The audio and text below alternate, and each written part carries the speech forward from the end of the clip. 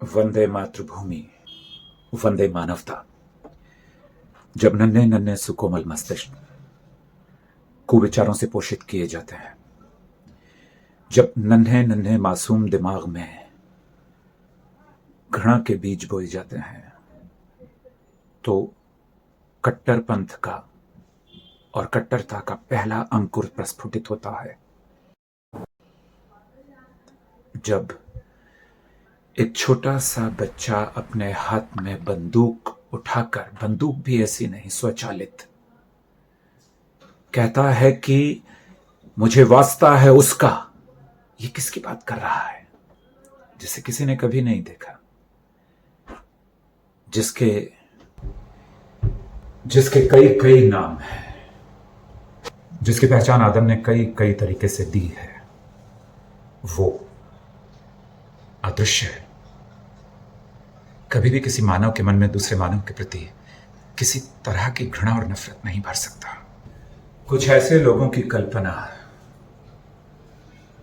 जिनकी अपनी जिंदगी पूरी तरह से बुराई की दलदल में धंस चुकी है, वो अपनी सांसों को जिंदा लेने के लिए समाज से इस तरह बदला लेना चाहते हैं।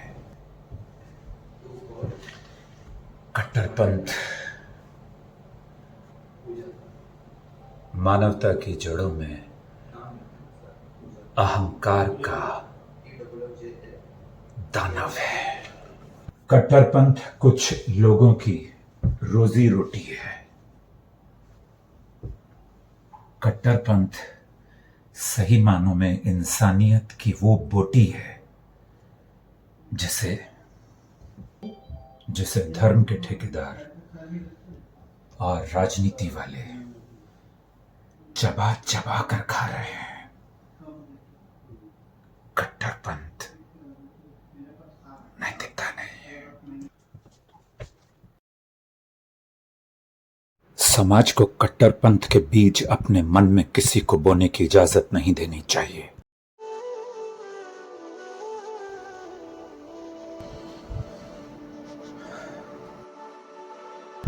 इस रोती हुई मां को जिसके हाथ में ये तख्ती है कि स्टॉप हेट, स्टॉप वॉर, इसे किसी राजा की गद्दी नहीं चाहिए, बल्कि अपने बच्चों की जिंदगी चाहिए। इन भूखे बच्चों को किसी मॉल चलाने का लाइसेंस नहीं चाहिए, बल्कि कुछ खाना और पानी चाहिए। क्या तुम्हारा कट्टरपंथ ये लाकर दे सकता है इनको? नौजवान लोगों को आप वरगला देते हैं, उनको बहकाकर जुल्म की राह पर डाल देते हैं मेरे देश में। और मैं उनसे ये पूछता हूं कि फिलिस्तीन और इजराइल का युद्ध हो या रशिया और उसके पड़ोसी का युद्ध हो, यूक्रेन का, तुम में से कितने लोग कहते हैं कि युद्ध ना हो? तुम ये कहते हो कि इसकी गलती है और उसकी गलती है। युद्ध किसी के लिए भी अच्छा नहीं। War is no good, not at all.